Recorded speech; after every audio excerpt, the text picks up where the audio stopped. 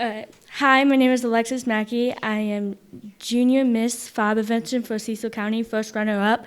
I am introducing our next speaker, Lance Carroll. He is the Fire-Wise Coordinator for Maryland Forest Service. Mr. Carroll is a first ranger on the Eastern Shore. Prevention is a large part of his job. Thank you. Thank you. Can you guys hear me? Yep. Cool. Yeah, my name's Lance Carroll. I work down in Powellville, which is between Ocean City and Salisbury. I do all the fire prevention education. I'm the program manager for the Maryland Forest Service statewide. So there's many hats that go along with that. And I also do fire suppression, fire investigation, a lot of prescribed fire. I'm a state burn boss. That takes up a lot of my time, usually this time of year, but it's not been so conducive with the weather. So my presentation, I'm going to go over prevention some. Also, I'm going to go over like what the Maryland Forest Service does as far as response and some of the stuff that we offer you guys as far as grants and some of our equipment, because our equipment is very similar to yours, but then at the same time it's a little different.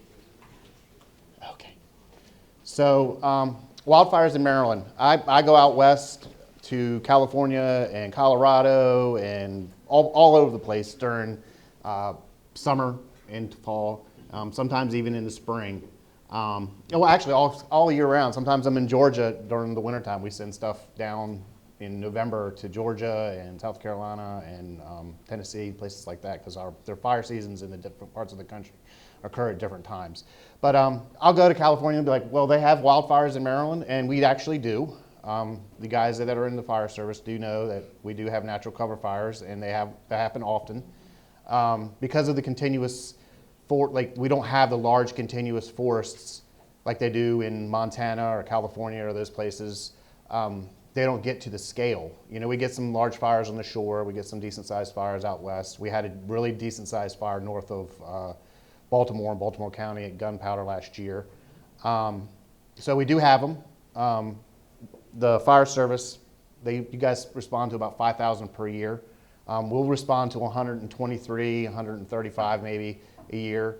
Last year, that was way up. Our average acreage is around 2,000 acres, and last year we were, I think, pushing 5,000 acres as far as from burns or from fires.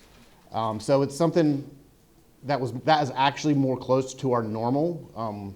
The last 10 years, the fires have kind of gone down in Maryland, but it's starting to have an upward trend. So we'll see if that continues. When do the fires occur in Maryland? A lot of people think it would happen during summertime, but it's actually not. Right now is our peak fire season. In the fall, November, end of October, end of November, early December. The reason being is because there's a lot more the relative humidity is a lot lower. Wind speeds are usually higher. The fuels on the ground are drier. There's no trees no leaves on the trees, so light can get to the ground and dry things out. And so when we have wind and low humidity, it's very, very conducive to fire. Maryland's a pretty flat state except in the western region, so they have slope out there which can drive fires as well, but the majority of the state, our fires are wind-driven fires. And then locally they happen usually between noon, 1 o'clock and 4 o'clock in the afternoon. 12 o'clock is what we call our witching, or 2 o'clock is what we call our witching hour. Usually fire activity picks up a lot after 2 o'clock in the afternoon, and then around 5 it will kind of subside because the moist air starts to roll in once the sun starts to get out of its peak. Causes. There's only one natural cause of fires in the state of Maryland, and that's lightning. We've never seen any spontaneous combustion or anything like that. We don't have any volcanoes. So none of those things happen here. 96% of wildfires in Maryland are caused by humans. 35% is for outdoor burning and debris. People, they're not supposed to burn before 4:30. That way there's volunteer, people are getting off their job. It's not as hard for you guys that respond.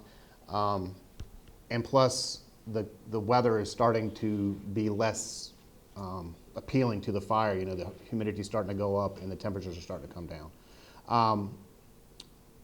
Arson is another huge problem we have in Maryland. 30% of our fires are caused by arson, which is sad. And I actually think that number in 2023 is probably larger.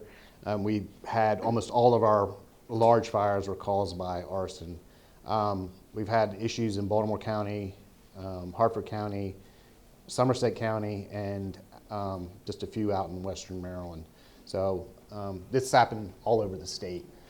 Other causes of wildfire are equipment like chains being dragged, kids playing with matches, campfires, trains, power lines that fall during like a windstorm. They happen all over the state. The eastern region and western region obviously are where we usually have our fires, but last year we had a lot of them in our central region, which is up in Baltimore County, Cecil, up in that area. And they're happening in the wildland urban interface too, which is where people are living, and it's kind of like where the suburbs, past the suburbs, where new housing developments are going up, and it's surrounded by woods. So there's a wildland interface is a zone where homes are built or near forest. It's a greater challenge because not only do we have to worry about the fuels that are burning in the woods, but we have to worry about, people's cars, outhouses that have gasoline in them, all kinds of stuff that goes along with people that live in areas that are not as urban but more rural. So about wildfires, so this is Maryland Forest Service, our suppression capabilities. Usually there's a county ranger, and then there's usually some regional fire staff. It's usually 2 or 3 regional fire staff in a region. We have the eastern, the southern, central, and then western. They're not the only ones that will respond to wildfires if it's big enough. Everybody in the Forest Service, well, I'd say not everybody, but 99% of everybody in the Forest Service are firefighters as well. That's one of our main missions. Unless there's a forester spraying, the helicopter's there, and it's going to cost somebody, a landowner, money. Whatever we're doing that day, if there's a fire, a major fire, we're supposed to stop what we're doing and respond to that fire. So the county rangers and most of our rangers and our fire staff have a Type 6 engine, and usually a UTV or ATV that's assigned to them. We have a heavy Type 6 engine that are regional. We have regional Type 4 engines, fire line dozers, specialized equipment, and the NRP can also support us with law enforcement and air. And we also have air assets from Aberdeen, National Guard, and the active. So I'm just going to go over. So this is what we call a Type 6 engine. It's beside a brush truck from Stockton. It's what you guys would call a brush truck. The Forest Rangers, we have an on-call staff that's 24 hours that can be requested through EMS. And depending on where the fire is, our response time can vary, because it's one person. Like if I'm on call, I live in Snow Hill, but if I have to go to Nanticoke in Wicomico County, it's going to take me a little while to get there. This is what we consider our Type 6 engine, a heavy one that goes out of state. We have 4 of these. I don't know if you noticed, we used to be green trucks, now we're white. 2 of our engines are white, 2 of them are green, but the green ones are being replaced. We have 1 of these per region, and usually 1 or 2 of these are out of state from the end of July till probably the beginning of October. This is what we consider a heavy type, or heavy Type 4s. This is what you guys would be like a fire engine that you guys have. I think this one's 1,200 gallons. There's 1 of these per region. It goes out of state. And so if this is something that's needed, it can be requested. And we can have it as long as you want. These are one of our new dozers and new transports. There's 14 of these statewide. They're in the process of being upgraded. There's usually 2 or 4 of these in each region, and usually starting in towards the end of July, these 1 or 2 of these will be out of state, east of the Rockies. A lot of times we're in Texas. I spent a lot of time in Texas on a day there. So our specialized equipment, this is a Marshmaster. This is something if you guys are in an area where it's wet, it's amphibious. This one's stationed down at Church Creek, which is in Dorchester County. We also have tons of UTVs, and we have drones right now for reconnaissance, but we're actually in the process of trying to start a program where we can use drones for ignitions as well.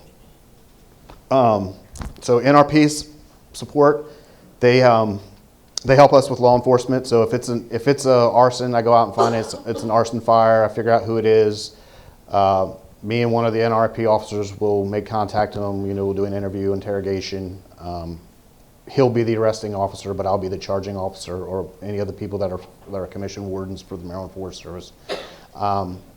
They also have a brand new helicopter, NRP-1. It's a A-Star.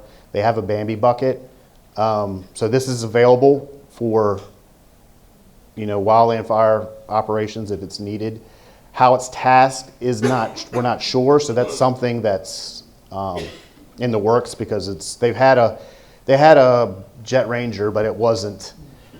They didn't have a Bambi bucket. They didn't have the capability to fight fire. So it wasn't something that we readily used. They would help us with size up and location and reconnaissance and stuff, but never was actively doing fire suppression. So we're excited about that. It's a nice helicopter.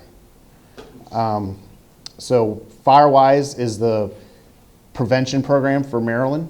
Can you explain what a Bambi bucket is? Oh, Bambi bucket, I don't know I should have had a video. It's a cable that hangs underneath the helicopter, and they'll take it in and dip it in a river. Out west, they'll dip it in pools or wherever.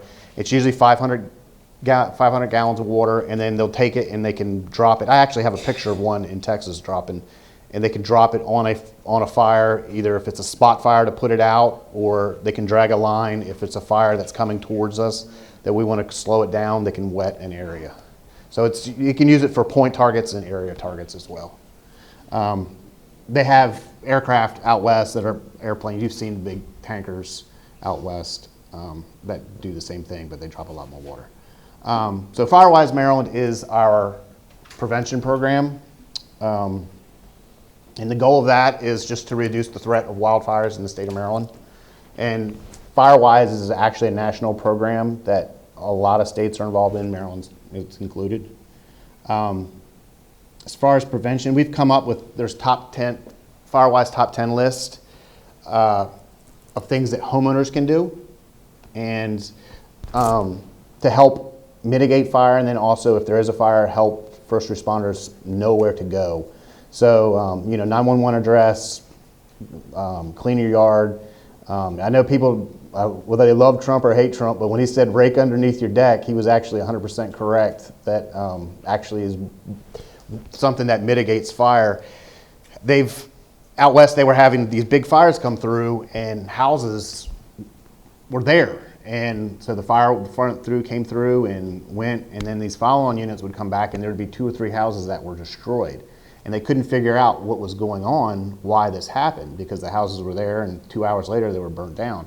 Well, the Canadians and the U.S. Forest Service did a study where they ran fire through forests and had built dummy houses to see what had happened. And what they had found out was firebrands would blow the same physics, would push those firebrands to the same place where they would push trees. So if there's a corner in your house where there's trees that have piled up, well, that firebrand is going to go and sit there too. So these firebrands would sit in the leaves and smolder and then cause fire, and then 2 or 3 hours later your house is burnt down. So maintaining your yard, cleaning away underneath your house, all that kind of stuff is important. Because, like I said, they don't have big fires in Maryland, like we don't have, but it's a tragedy to somebody. So if you leave your coals out, you have a wood stove or whatever, and the fire burns your neighbor's house down, it's not on the scale of what happens in California, but it's a tragedy to that family or the 2 families or whoever lost their home or the garage or a car or anything like that. So yeah, access to your road, we want to make it easy for the fire engines to get in to your house. decks, so like clean underneath your deck, your lattice, all that kind of stuff. Landscaping, plant trees that are away from your house that aren't up evergreens. If it stays green year round, that tree is going to burn if it gets fire on it. Any kind of pines, any of that kind of stuff, they're pretty. And I'm not saying don't plant them, I'm just saying don't plant them up next to your house, because any kind of those ornamental stuff, it burns and it burns quick. You have foundations, outbuildings, there's gasoline, all that kind of stuff in outhouses. So, if it's a metal building, make sure you keep stuff away from that building, so if fire comes through there, it doesn't catch fire and get hot enough so that the radiant heat can start stuff inside. And a huge one is firewood. I know if you have a wood stove, I have a wood stove. I've done it. I still do it sometimes. Stack that wood up next to the steps outside, especially when it's snowing. If an ember or something gets in there, it's going to start a fire. So how we support communities, that's called a community wildfire protection plan. These are done all over the country. We do them predominantly we target volunteer fire departments. In the state of Maryland, there are communities that are interested in doing this, but we don't have the interest that people in Colorado have, because big fires are out of sight, out of mind. So we do this to help fire departments, identify areas where there are risks to wildfire. If there's an area where the roads are bad, we mark all that stuff and put it into a document and give it to them. It's not binding or anything like that. It's just an information document. So it's a collaborative effort. It's outlined local priorities for wildfire risk, developed by local and state representatives, and it prioritizes areas of hazardous fuel treatments. And we do recommendations, like if there's areas that need some kind of fuel reduction. We're doing some right now, mechanical reduction at the reservoirs for Baltimore City. So we do different stuff. We don't work just with volunteer fire departments and rural fire departments. We work with anyone and anyone that wants to get on board that has a wildfire risk. Our outreach strategies, it's education, preparation, and action.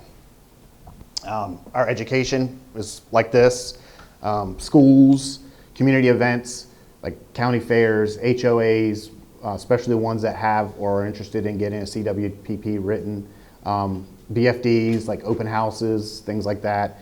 Other DNR units, we support the Park Service with Smokey Bear. We go to safety days for Pepsi. We provide training if you guys want it in wildland fire. And we also provide Smokey Bear. So like if there's an event that is conducive with conservation or fire education, Smokey Bear can attend.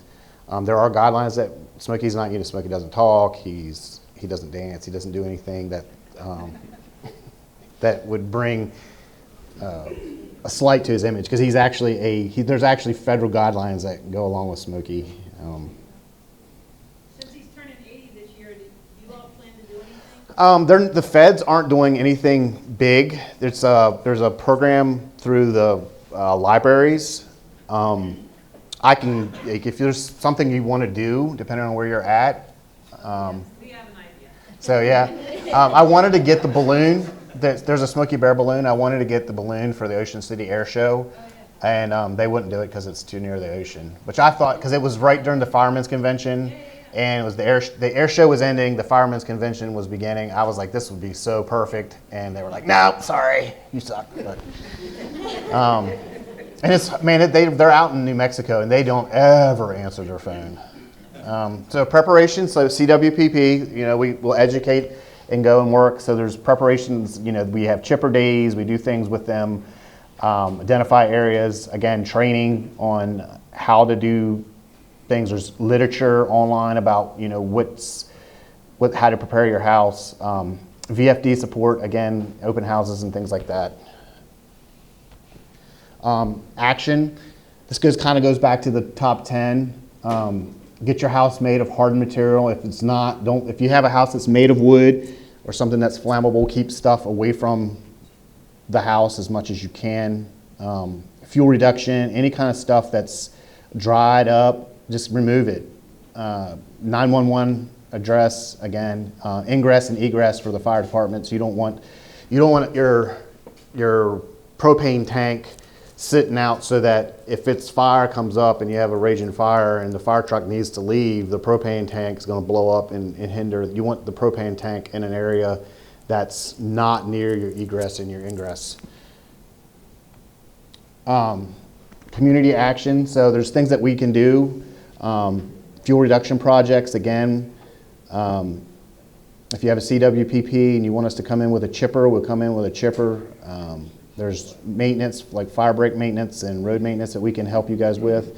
And there's another one we're doing that I've just wrote a grant for. We got some money for dry hydrants. That seems like it's becoming popular again. So if any of you guys have a department or a company that's interested in dry hydrants, let me know.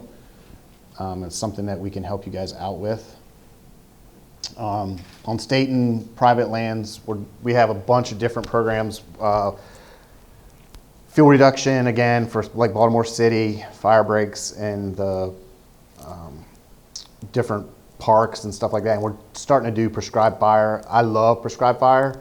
When I grew up, all I did was quail hunting and flounder fish with my grandfather down on the shore. And so quail have disappeared, so a huge part of our mission right now is quail habitat restoration because they've pretty much gone away.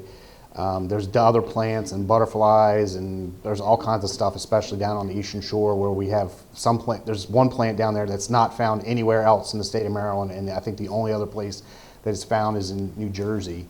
What's that plant? It's called the sandwort. What is it called? Something barren sandwort. It's nondescript. It doesn't, like, I don't know. How are ecologists, I'm a natural resource planner, my degree is in planning, and how these guys and girls go through the forest and see a plant or a bug and are like, oh my God, that's never been seen here before. Like, how the hell do you know that? Like, what in the world? And I mean, and they know, I mean, but I don't, like, if it's not been seen here, how do you know if it's not, like, how do you know? But anyways, so that's something we do. We're doing, it's called the Delmarva Stewardship Program. So we're actually providing money for private property landowners that want to do burns on their property for habitat restoration. And it's super fun. It's very, very rewarding. It's very, very stressful. Being a burn boss is so stressful. And some of these units, they want like tree mortality, so that we, instead of going in and spraying, they want it all done naturally. And fire is something that used to take place in Maryland very often. On the shore, it was every 2 to 4 years fire would go through, like the Pocomoke Forest would burn every 2 to 4 years. So it's something that's been here. The Native Americans used it as a way to maintain bugs and clear areas for them to play. I mean, it's just so many reasons. The marsh is health. So the ones where they want natural tree mortality, we burn those areas extremely hot. And the guys that are running the torches and stuff, they love it, but I hate it because being a burn boss is one of the few jobs that you can come from burn boss to defendant really quick if you lose the fire. So I enjoy it, but I don't at the same time. Other things that we can do for you guys, there's the wildfire risk and reduction grants. It's something I write every year. I misspelled community. Maybe I didn't. The Community Wildfire Defense Grant, that's a new one that has to do with Biden, and that's something that we just hired somebody that's going to work for me. If you're in a community where you want to get federal money, and there's oodles of this money out there, I want to say there's $2 billion, you can write grants and get money for do things such as like have people come in and do fuel load mitigation, like have a tree company come in and get rid of a bunch of stuff. There are stipulations to it. If you're in an underrepresented community, you get more points. If you're in a community you have to be in a community that's had some kind of natural disaster or had some kind of disaster come in, like bug kill or a flood or tornado that's done something to increase the risk of wildfires to your community. The VFA grants, I'm sure a lot of y'all know about that, and then FEPP, which is the Federal Excess Property, that little buggy that's pictured, that was a Navy SEAL UTV that we got, that we're going to give to some fire department who's lucky. So we get all kinds of stuff. We can get all kinds of stuff for fire departments and EMS. Our other missions, out-of-state fire, there's a Bambi bucket on that helicopter right there, dropping water. That was in Texas this past year. So we do out-of-state fire. We make a good bit of money for the state of Maryland doing this, and it all comes back to the Maryland Forest Service, luckily. A lot of times, like our timber sales and things like that go back to DNR, and it just goes into the big DNR budget, whereas out-of-state fire comes back. So we've been able to get vehicles and stuff for our people. That's how we're able to upgrade we've been upgrading our fleet and getting new dozers and stuff like that. We also have a Mid-Atlantic Wildfire Academy that's part of the Mid-Atlantic Compact, and that's at Garrett College every year in the early summer. And we support other DNR and state agencies. Like next week, there's some kind of bird landing, like nesting these things they put out off Assateague. Every year I have to go out there and help them load them up, take them to the boat dock and unload them and put them on boats. And it's like, why am I doing this? It has nothing to do with forestry. But it helps our mission, it helps our profile, so we're happy to help.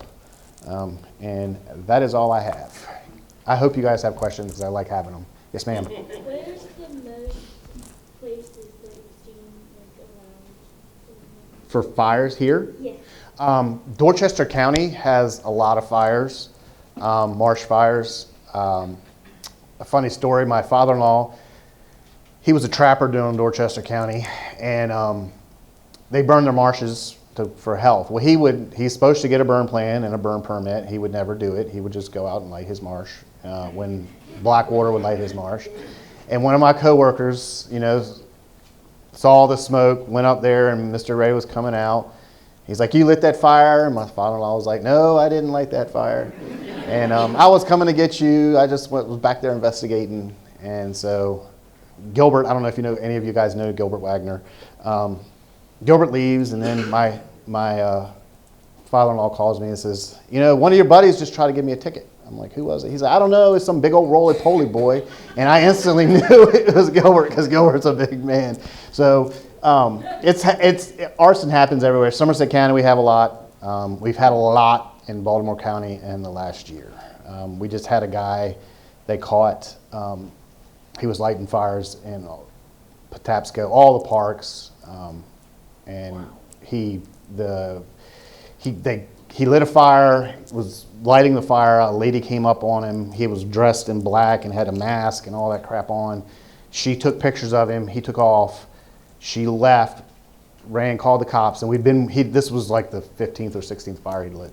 And so we were waiting for him, the guys that were up there. So NRP and the Sheriff's Department and our Rangers responded and took pictures. She showed him pictures. Well, they were hanging out in the parking lot. Dude had set like 19 other fires, like when he was running, crossed a river, went to a gas station, called an Uber, and had the Uber drop him back off. And they were all sitting in the parking lot, and the woman was like, "That's the dude right there. That's the guy." So that's where they got him. But he had like meth and bullets and all kinds of stuff in his bag. And so, but he's not the only one that's up there. I don't know what's happened in Baltimore County in the last year and a half, but we've had a lot of arson fires. Any more questions? Yes, sir. Oh, yes. Yeah. Excuse me. I was interested in the dry hydrant Okay. program. For both the years of spent in Charles County, on there we used it quite a bit, and then it faded away for a little bit. How do we get a hold of Me, or I don't know if you know Chris Smith, anybody with the Forest Service, especially on the fire side. Chris Smith is our regional fire manager. You can contact him. And so this is something that we've noticed that there's a little bit more interest in. So I put $10,000 in this WRR grant this last year for supplies. We're not going to be able to afford to give all the money for a dry hydrant, but we will be able to provide some. We used to have, like down at Powellville, we had all kinds of, like the heads and pipes and all that stuff, and it sat there and it all rotted away. So what we're thinking about doing is, as like fire departments or counties or whoever wants it, we'll buy parts of it and give it to you, and then we'll go. That's how we're going to do it now. Because instead of buying a bunch of stuff and then if nobody wants it, it's a waste of money. Well, you know, I'll be honest, I'm with Benedict, and we lost a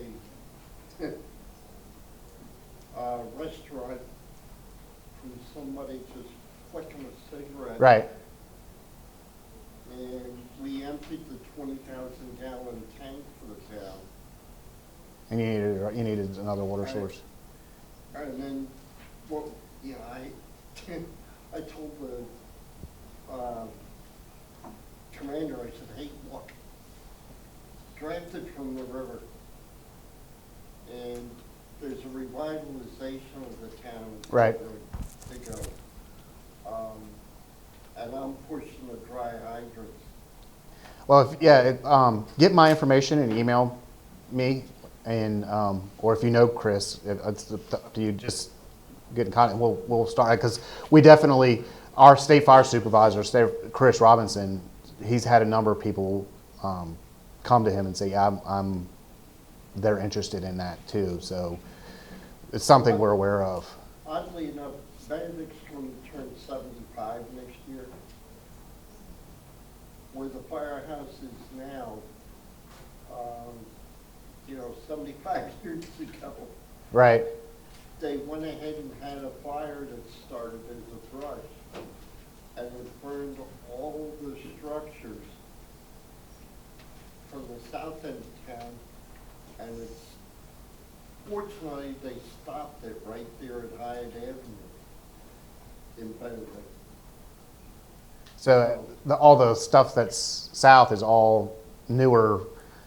Relatively Yeah. newer, yeah.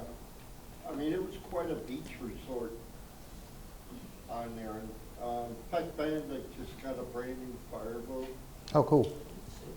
We've been saving up for it. Well, see, that's something that through the FEPP we can get boats. I don't know if you're aware of that program or not, the Federal Excess Property Program. I'll mention that to my assistant chief, because he's the one that got us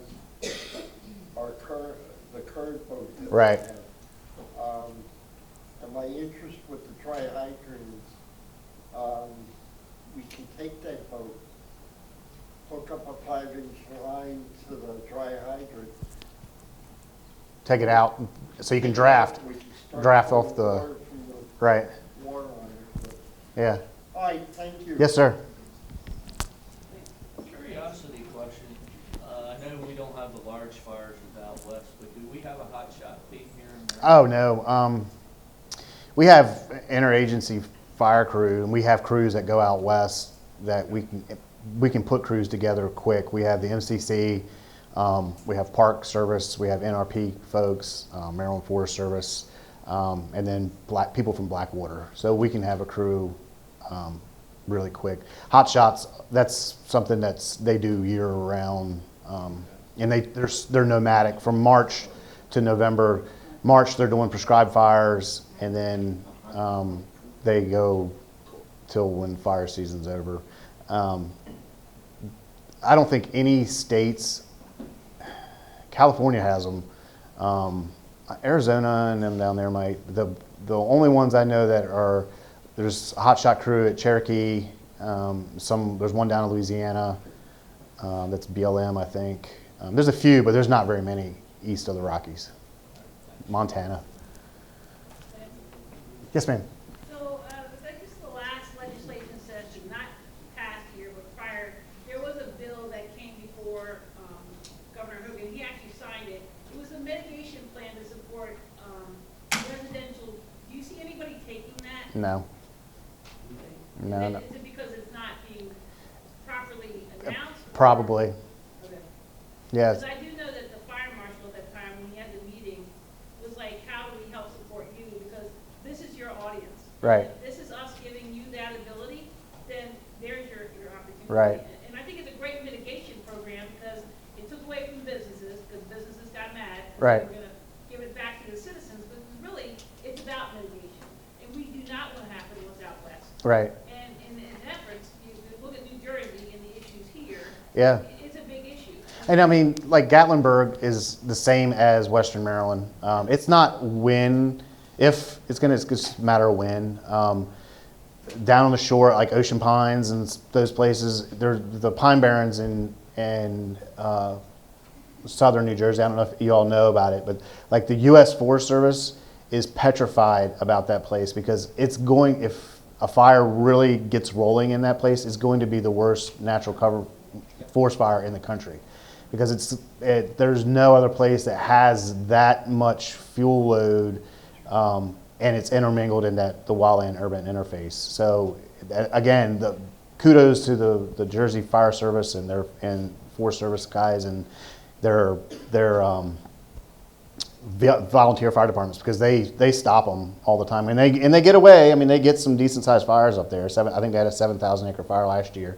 But I mean, and I don't know if you've ever seen any New Jersey, the only two places that they have them is Texas and New Jersey. They have their brush trucks and they put these weird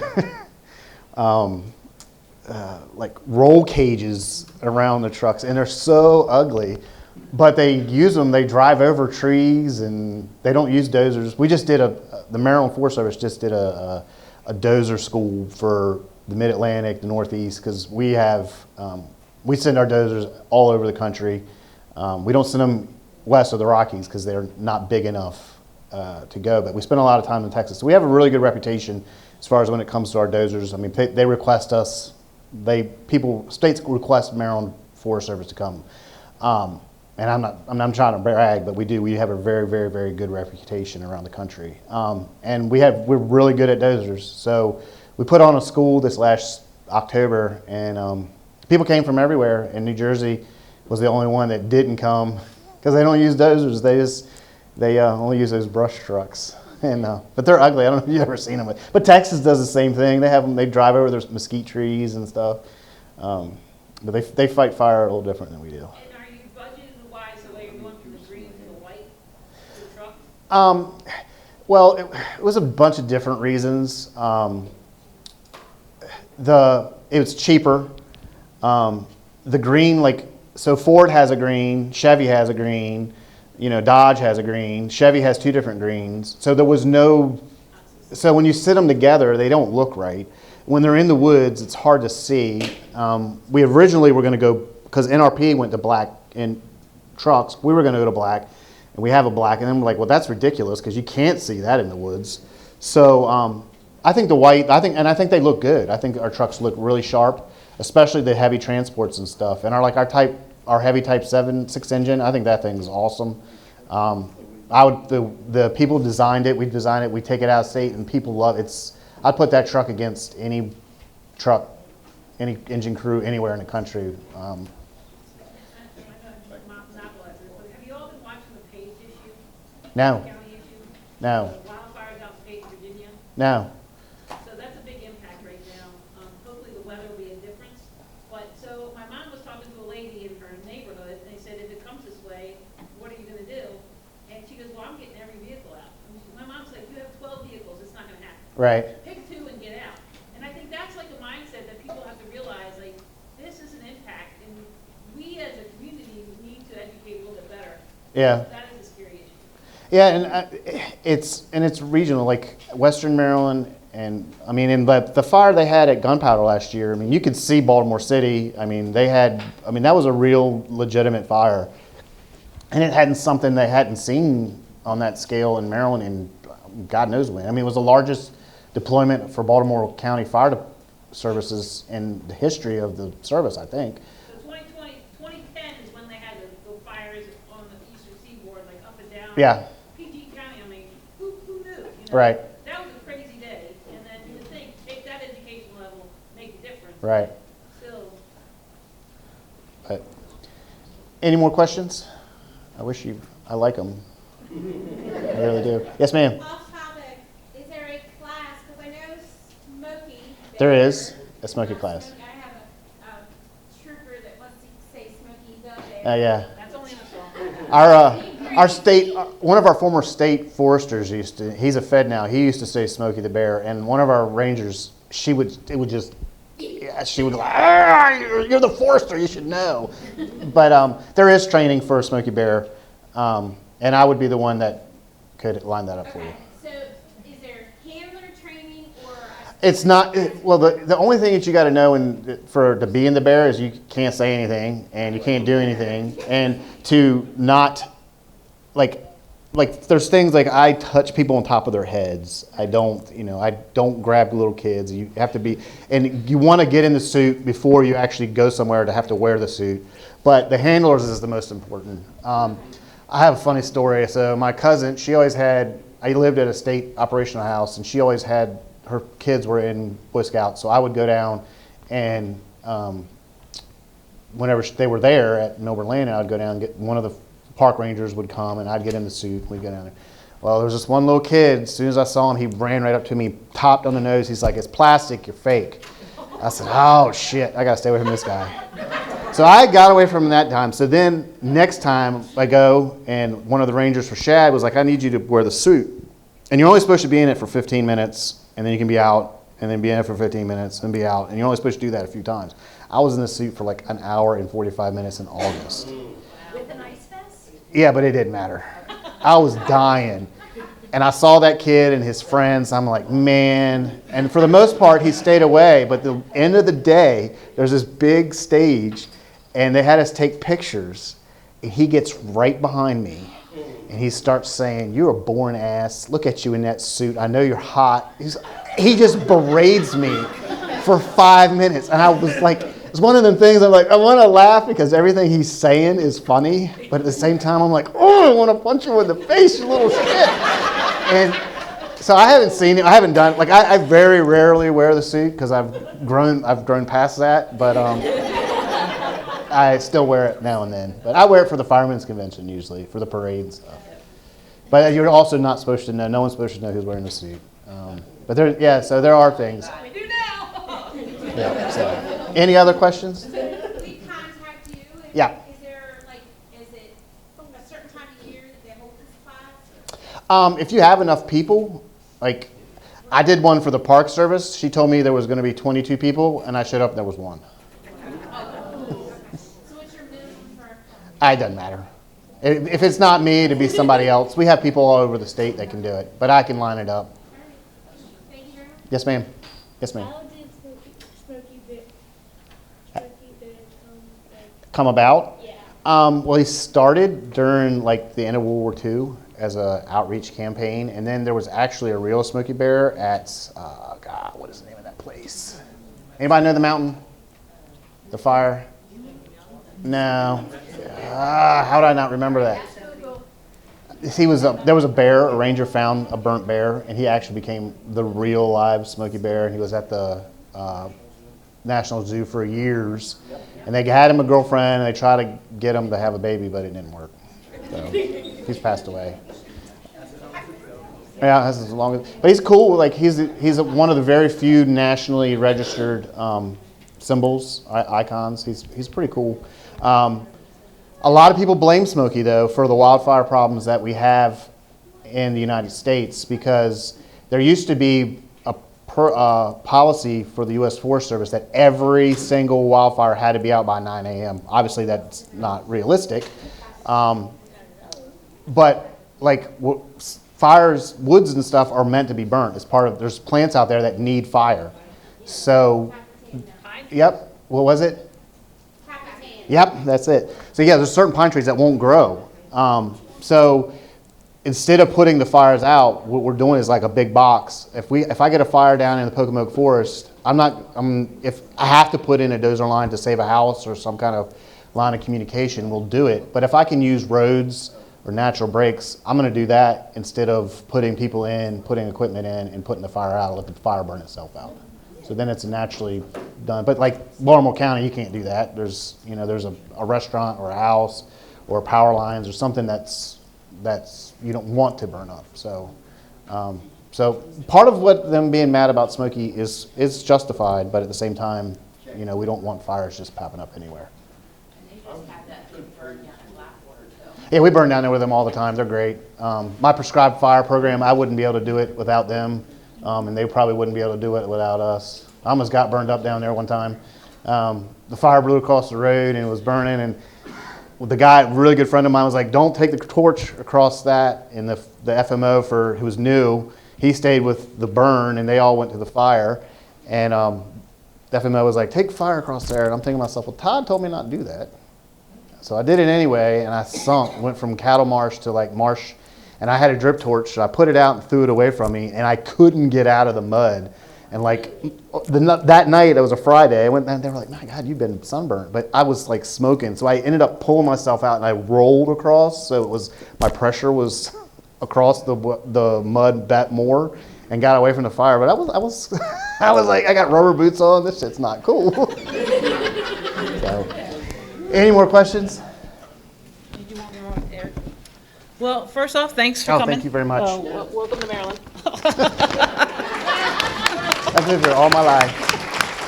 There's some good stuff in there. Yeah, thank you. Yep, so Eric has one more thing to announce, and then Cindy's gonna clear up some little QR issues for everybody. And we'll keep it up during lunch and everything. If you'll indulge me just a couple minutes or seconds here, I don't want to be between you and lunch, but just a couple MSFA updates. First of all, I want to say thanks everybody for coming out today. This is phenomenal training, and to me, as the speakers, and certainly congratulate all the speakers today. They were phenomenal. A lot of this, if you've noticed, kind of goes back, even though you're doing the life safety stuff, it comes back to R&R, the recruitment retention. You're dovetailing together. So I would encourage you to try to get with your recruitment retention folks together. There are several of those R&R initiatives going around the state. They are all listed on their weekly report that Kate sends out. So if you are not getting that, email Kate at our MSFA website, and you will get that. All that education is there. So even if you don't have an R&R person in your department specifically, please send someone from your department. That is good information. The ones going on in the Plata today. And it's all over Facebook. Jonathan Davis puts it out, I think, every other day. So you don't have to be the R&R person, just send somebody. Our executive board meeting is coming up in Grantsville. That'll be my last meeting before we hit Ocean City. So that is April 6th and 7th. So if you want to come way out west, no guarantee that we won't have snow out there. Who knows when you get on that side of the mountain. Safer grants, we're in the round 2 with Safer. So if you noticed from the very first speaker this morning and then Ocean City on how they promote themselves, I have money, understand, I have money that from the Safer grant that we have to spend between now and next year. And what you can do is for your department, if you're looking to advertise, and I keep pushing this, people come to you when you advertise your department. We gave away 10 by 10 tents last year. We gave away 65 of them to departments. You submit your email to the link that Kate has in the weekly newsletter.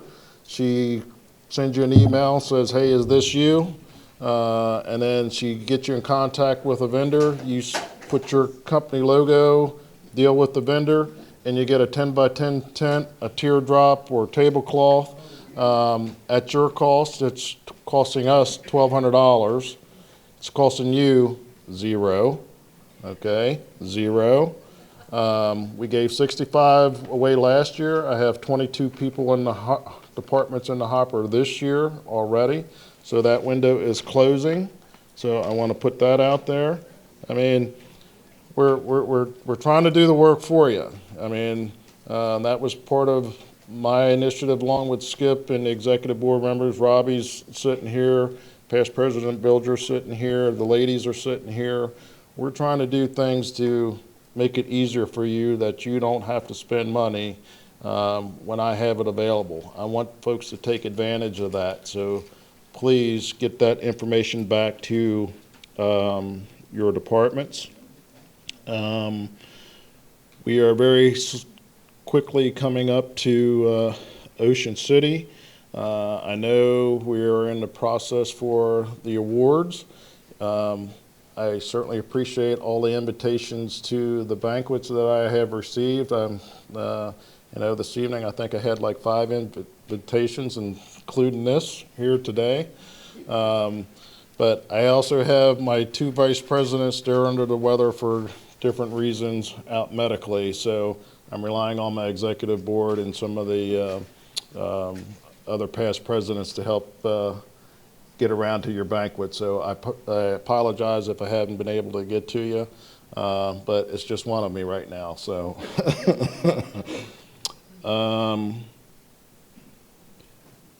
also for your credentials, please check back with your department president or chief that they've submitted your credentials.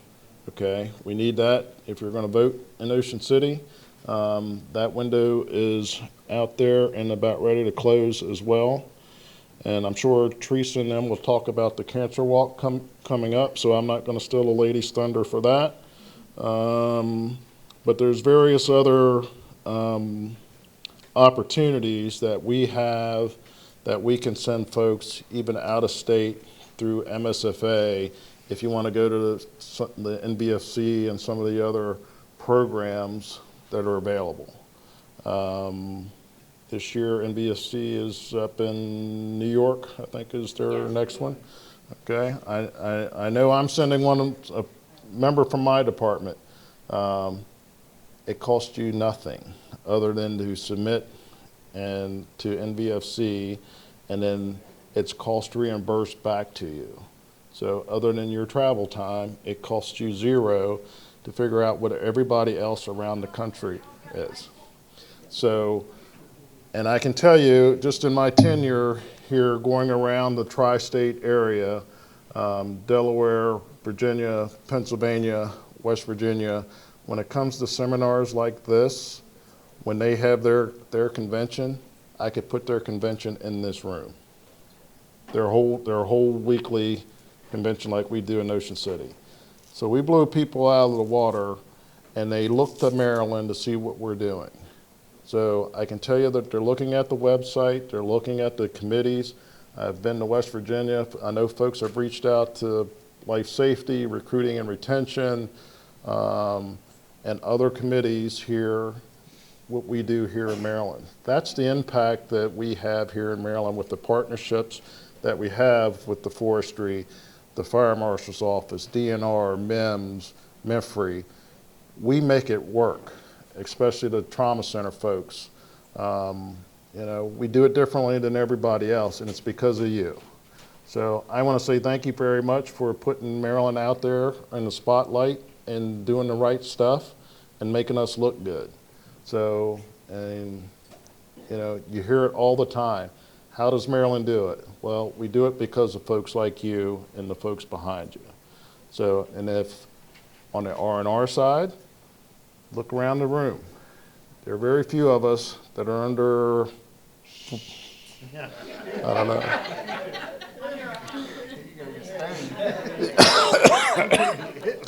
Well, I won't go there, but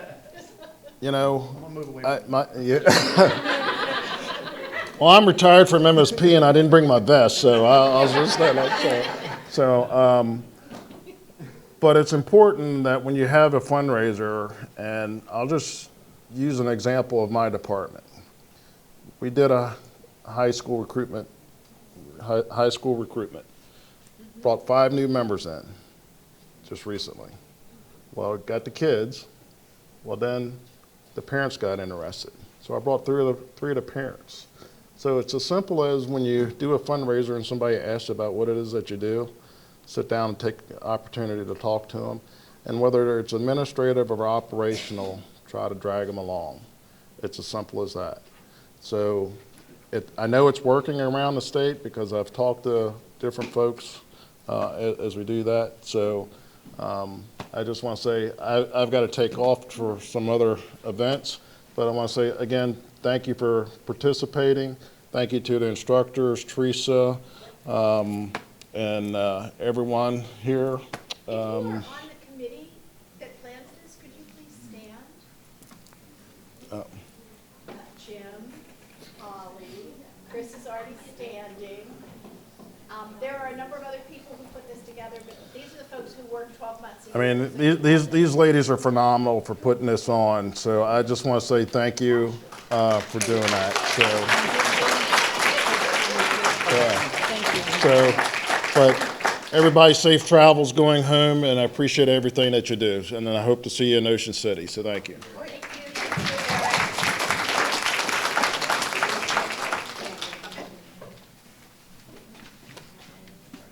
Now the information you want. Lunch is in classroom 6, otherwise known as? Sprinkler room, okay. Please do not touch the sprinklers. There's 100 years of sprinklers in there. They're box lunches like they were last year. If you're a first timer, they're all labeled as to what the contents is. Yes, you can come back in here and swap cookies if you want, or swap types of chips. But this has worked out the best. There's also sodas and water. I have not been in there to know if we still have coffee, but I'll make sure that we do for the afternoon so everybody can stay awake. You can eat in this room, or you can eat in that classroom 6 sprinkler room. Please treat it as you would if you were at your grandma's house. We want to leave the place better than we came. I worked with middle school kids because my daughter teaches 6th grade too long to say leave it like you would your home, because you really don't want to know how 6th graders leave their home. I owe you all an apology. We were doing a lot of printing at MIMS the last few days. It's the end of 2 quarters for grants and the end of our EMSC grant. My secretary put last year's QR code on this year's card.